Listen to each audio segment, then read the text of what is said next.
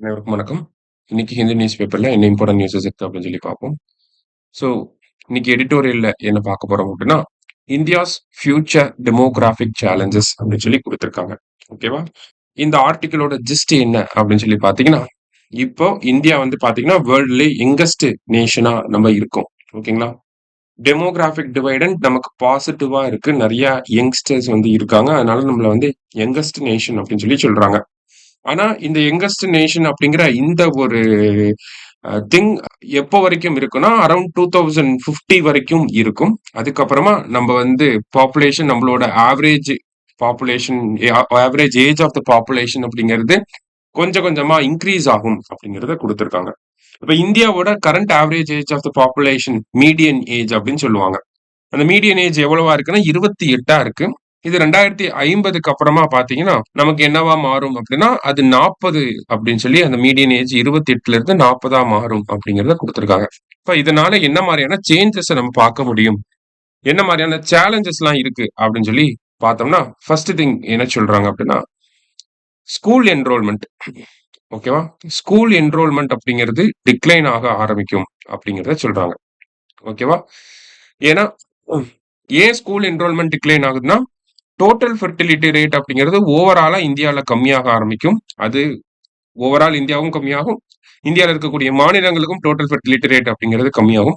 Birth rate வந்து கம்மியாகும். அதனால ஸ்கூல் என்ரோல்மெண்ட் அப்படிங்கிறது கம்மியாகும் அப்படிங்கறத முதல் விஷயமா சொல்றாங்க. இதனால என்ன பாசிட்டிவ் நம்ம எடுத்துக்கலாம்? ஸ்கூல் அதாவது குழந்தைகளோட எண்ணிக்கை கம்மியாகிறதுனாலதான் ஸ்கூல் என்ரோல்மெண்ட் கம்மியாகுது. இப்ப இதனால என்ன பாசிட்டிவ்ஸ் இருக்கு அப்படின்னு சொல்லி பாத்தீங்கன்னா, டீச்சர் டு பியூப்பிள் ரேஷியோ, அதாவது இத்தனை குழந்தைகளுக்கு ஒரு ஆசிரியர் அப்படின்னு சொல்லி ஒரு கணக்கு இருக்கு இல்லையா? இப்ப 30 ஸ்டூடெண்ட்ஸ்க்கு ஒரு டீச்சர் இருக்கணும் அப்படிங்கிற அந்த ரேஷியோ இருக்கு இல்லையா? அந்த டீச்சர் டு பியூப்பிள் ரேஷியோ வந்து இம்ப்ரூவ் ஆகும் இந்தியால. போக போக போக அதெல்லாம் இம்ப்ரூவ் ஆகும் அப்படிங்கறத சொல்றாங்க. அதே மாதிரி இருக்கக்கூடிய ஸ்கூல் இன்ஃப்ராஸ்ட்ரக்சரை பெட்டரா யூட்டிலைஸ் பண்ண முடியும் அப்படிங்கறத சொல்றாங்க. இதெல்லாம் பாசிட்டிவ்ஸா இருக்கு. இதே நெகட்டிவ்ஸ் அப்படின்னு சொல்லி பாத்தீங்கன்னா டீச்சரோட ரெக்ரூட்மெண்ட் அப்படிங்கிறது கம்மியாகும். கவர்மெண்ட் ஸ்கூல்ஸோட எண்ணிக்கை அப்படிங்கிறது கம்மியாகும். பிரைவேட் ஸ்கூல்ஸோட எண்ணிக்கை அப்படிங்கிறது அதிகமாகலாம் அப்படிங்கறத ப்ரிடிக்ட் பண்ணி சொல்றாங்க. அதே மாதிரி ரீசன்ட் ட்ரெண்டை பேஸ் பண்ணி பார்த்தாலும் கவர்மெண்ட் ஸ்கூல்ஸோட எண்ணிக்கை கவர்மெண்ட் ஸ்கூல்ல க்ளோஸ் பண்றது அதிகமாயிட்டே வருது. பிரைவேட் ஸ்கூல்ல இருந்து ஓபன் பண்றது அதிகமாயிட்டே வருது அப்படிங்கறத நம்மளால பார்க்க முடியுது. அடுத்ததா வந்து பாத்தீங்கன்னா நம்மளோட ஒர்க்கிங் ஏஜ் பாப்புலேஷன். ஸோ 2050 வரைக்கும் 2040ல இருந்து 2050 வரைக்கும் பாத்தீங்கன்னா நம்மளோட ஒர்க்கிங் ஏஜ் பாப்புலேஷன் அப்படிங்கிறது அதிகமா இருக்கும். ஓகேவா? ஸோ இதுல இருந்து நம்ம எவ்வளவு பெனிஃபிட்ஸை ரீப் பண்ண முடியுமோ, எவ்வளவு எந்த அளவுக்கு அந்த டெமோகிராபிக் டிவைடண்ட்டை பொட்டன்ஷியலா யூஸ் பண்ணுவோம், அந்த அளவுக்கு நம்மளோட எக்கனாமிக் growth அப்படிங்கிறதும் நல்லா இருக்கும் அப்படிங்கிறத சொல்றாங்க. மூணாவது விஷயம் என்னன்னா ஓல்ட் ஏஜ் பாப்புலேஷன். ஓகேவா? ஸோ டெமோகிராபிக் டிவைடண்ட் நம்மளோட மீடியன் ஏஜ் 28ல இருந்து 40 ஆகும். அதுக்கப்புறமா அப்படியே கொஞ்சம் கொஞ்சமா இன்க்ரீஸ் ஆகி ஓல்ட் ஏஜ் பாப்புலேஷன் அப்படிங்கிறது அதிகமாகும். இப்ப 2011 சென்சஸ் படி பாக்குறப்ப ஏறக்குறைய 9% வந்து ஓல்ட் ஏஜ் பீப்புள் வந்து இருக்காங்க. இதுவே 2050 வாக்குல பாக்குறப்ப இந்தியாவோட மொத்த பாப்புலேஷன்ல கிட்டத்தட்ட 20% வந்து பாத்தீங்கன்னா ஓல்ட் ஏஜ் பீப்புளா தான் இருப்பாங்க. அப்படிங்கிறப்ப ஓல்ட் ஏஜ் ரிலேட்டடா இருக்கக்கூடிய அந்த கெரியாட்ரிக் கேர் அப்படின்னு சொல்லுவாங்க. அவங்களுக்கு ரிலேட்டடா அந்த ஓல்ட் ஏஜ் பீப்புளுக்கு ரிலேட்டடா இருக்கக்கூடிய ஹெல்த் கேர் கெரியாட்ரிக் கேர் அப்படின்னு சொல்லி சொல்றோம். ஸோ அந்த கெரியாட்ரிக் கேர் அப்படிங்கறதெல்லாம் பாத்தீங்கன்னா நமக்கு அதனுடைய காஸ்ட் அதிகமாகும். அரசாங்கம் சீனியர் சிட்டிசன்ஸ்க்கு ஏத்த மாதிரியான கொள்கைகள் திட்டங்களை வந்து கொண்டு வரணும். இந்த மாதிரியான விஷயங்கள்லாம் ஃபேஸ் பண்ணுவாங்க. இது தமிழ்நாடு இப்ப ஃபேஸ் பண்ணிட்டு இருக்கோம். நம்மளோட ஓல்ட் ஏஜ் பாப்புலேஷன் 2031 வர்றப்போ கிட்டத்தட்ட 18.20% இருக்கும். ஓகேங்களா? நம்மளோட மொத்த மக்கள் தமிழ்நாடோட மொத்த மக்கள் தொகையில 18.20% பேர் ஓல்ட் ஏஜ் பீப்புளா இருப்பாங்க 2031 வரப்ப. சரியா? இப்ப இந்த மாதிரி கெரியாட்ரிக் கேர் அப்படிங்கறத நம்ம ஃபேஸ் பண்ணுவோம் அப்படின்னு சொல்லியிருக்காங்க. அடுத்தது பர்த் ரேட் கம்மியாகறனால நமக்கு என்ன ஆகும்னா மேட்டர்னல் கேர் அப்படிங்கிறது பாசிட்டிவா இருக்கும். மேட்டர்னல் கேர் வந்து பெஸ்டா இந்தியானால கொடுக்க முடியும் அப்படிங்கிறதையும் இங்க கொடுத்திருக்காங்க. ஸோ மோர் ஆர் லெஸ் இது எல்லாமே நமக்கு ஆல்ரெடி தெரிஞ்ச விஷயங்கள் தான். இருந்தாலும் இந்த மாதிரியான சேலஞ்சஸ் எல்லாம் நம்ம ஃபேஸ் பண்ணும். அதுல ஒரு சில பாசிட்டிவ்ஸும் இருக்கு அப்படிங்கறத கொடுத்திருக்காங்க. ஓகேவா? ஸோ ஸ்கூல் என்ரோல்மெண்ட் கம்மியாக போகுது. ஸ்கூல் என்ரோல்மெண்ட் கம்மியாச்சுன்னா டீச்சர் டு பியூப்பிள் ரேஷியோ அதிகமாகும். அதே மாதிரி டீச்சர்ஸோட எண்ணிக்கை கம்மியாகும்.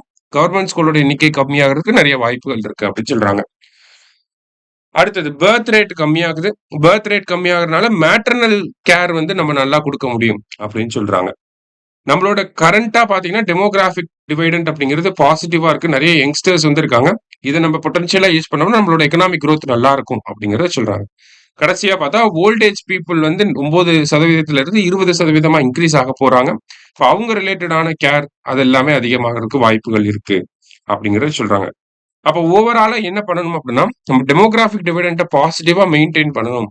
நம்ம டெமோகிராபிக் டிவிடெண்ட்ல இருந்து எந்த அளவுக்கு எக்கனாமிக் குரோத் எடுக்க முடியுமோ, அந்த அளவுக்கு எடுக்கணும் அப்படின்னா, எஜுகேஷன நல்லா குடுக்கணும். யங்ஸ்டர்ஸ்க்கு ஸ்கில் டெவலப்மெண்ட்ட வந்து குடுக்கணும் அப்படிங்கிறத இந்த இடத்துல வே ஃபார்வர்டா குடுக்குறேன். சரியா? அதுதான் நம்ம முதல் ஆர்டிக்கிள்ல வந்து பார்க்கிறோம். அடுத்ததா வந்து பார்த்தீங்கன்னா, நமக்கு India showing study progress in reducing child death amid slowing global gains அப்படின்னு சொல்லி குடுத்திருக்காங்க. அதாவது United Nations inter agency group for child mortality estimation அப்படிங்கிற ஒரு அமைப்பு அவங்க ஒரு ரிப்போர்ட் சப்மிட் பண்ணியிருக்காங்க. அதன்படி பார்க்கிறப்ப வேர்ல்டு லெவல்ல இந்தியாவுல வந்து பாத்தீங்கன்னா இந்த neonatal mortality and then under 5 mortality அப்படிங்கிறது கம்மியாயிக்கிட்டே வருது அப்படிங்கிறத சொல்லியிருக்காங்க. அதுக்கு என்ன காரணம் அப்படின்னா, இந்தியாவோட அந்த டார்கெட்டடான ஹெல்த் இன்டர்வென்ஷன் அதாவது மேட்ரினல் பெனிஃபிட்காக நம்ம நிறைய திட்டங்கள பண்றோம். மாத்ரு வந்தன யோஜனா இந்த மாதிரியான திட்டங்கள் இருக்கு. ஜனனி சுரக்ஷா யோஜனா, ஜனனி சிசு சுரக்ஷா காரியக்ரம் இந்த மாதிரியான திட்டங்கள். ஸோ மேட்டர்னல் ஹெல்த்த பேஸ் பண்ணி வரக்கூடிய திட்டங்கள். அதே மாதிரி இன்ஸ்டிடியூஷனல் டெலிவரி மருத்துவமனைகளுக்கு வந்து பிரசவம் பார்க்கக்கூடிய அந்த எண்ணிக்கை அதிகமானது. அதே மாதிரி இம்யூனைசேஷன் கவரேஜ் அந்த சொட்டு மருந்து அந்த வேக்சினேஷனை வந்து எல்லாருக்குமே வந்து கொண்டு போய் சேர்க்கறது. இந்த மாதிரியான காரணங்கள்னால இந்தியாவோட அண்டர் 5 மார்டாலிட்டி ரேட் அப்படிங்கிறதும் நியோநாட்டல் மார்டாலிட்டி ரேட் அப்படிங்கிறதும் ரொம்ப கம்மியாயிருச்சு. வேர்ல்டு லெவல்லயும் கம்மியாயிட்டு தான் வருது. ஆனா அதை காட்டிலும் இந்தியால அதை விட வேகமா கம்மியாகிக்கிட்டே வருது அப்படிங்கறத இந்த ரிப்போர்ட்ல கொடுத்திருக்காங்க. சரியா? சோ இன்னைக்கு 2 முக்கியமான விஷயங்களை வந்து பார்த்திருக்கோம். நன்றி.